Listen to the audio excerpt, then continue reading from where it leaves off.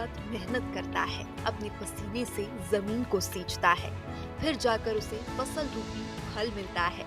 इसके बाद किसान चाहता है कि उसकी मेहनत की फसल के अच्छे दाम मिले, बस इतने पैसे मिल जाए कि उसका साल भर घर बेसिक जरूरतों के साथ चल जाए।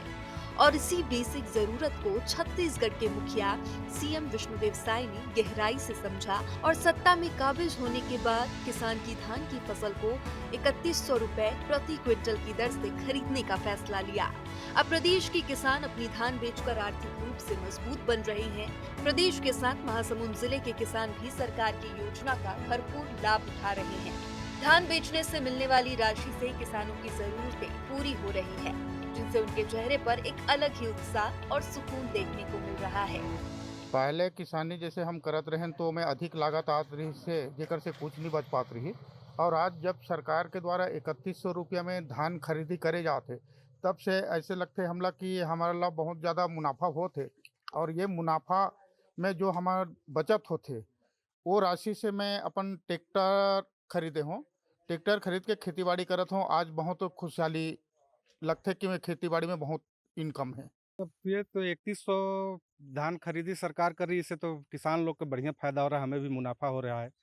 पहले क्या था कि नहीं पोसाता था, कम रेट था तो नहीं हो पाता था।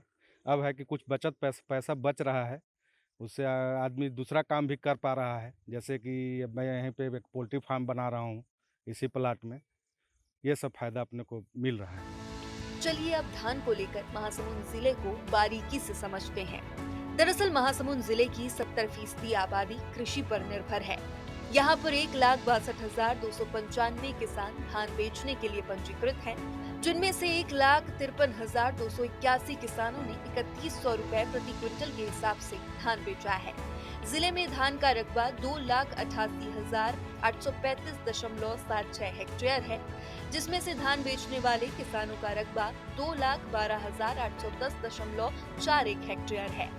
जिले में कुल धान खरीदी 11,04,273 मीट्रिक टन हुई है, जिसके लिए 2,539 करोड़ 82 लाख रुपए सरकार ने भुगतान किया। हाँ, फ़ायदा है। कुछ बचत ना सर, पैसा कुछ बचत है, पैसा कुछ और कुछ बचत का हिसाब से सेकंड हैंड मोटरसाइकिल लेने तो।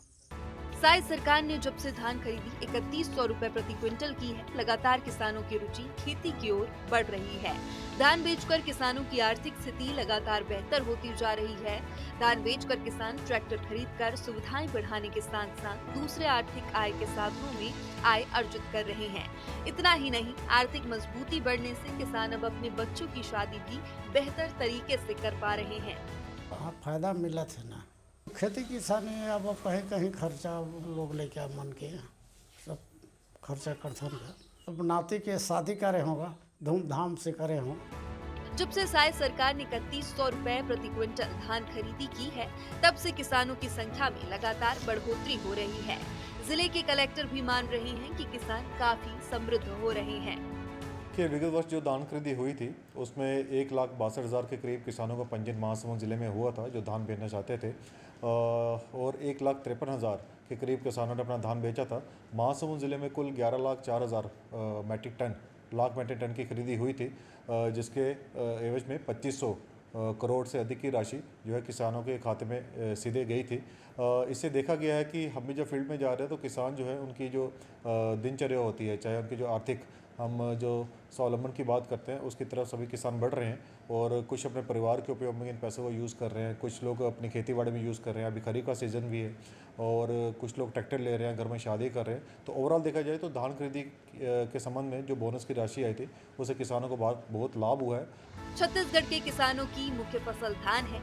यहाँ पर तरह तरह के धान किसान उगाते हैं, लेकिन पहले किसानों को धान की फसल का उचित दाम नहीं मिलता था, जिसकी वजह से किसान आर्थिक रूप से मजबूत नहीं हो पा रहे थे। लेकिन छत्तीसगढ़ की संवेदनशील साय सरकार ने किसानों के अंदर की आवाज को महसूस किया और समझा। साय सरकार ने सत्ता में आने पर किसानों के हित में प्राथमिकता से फैसला लिया, और उन फैसलों का ही ये परिणाम है कि किसान दिन दुनी रात चौगुनी तरक्की करता जा रहा है।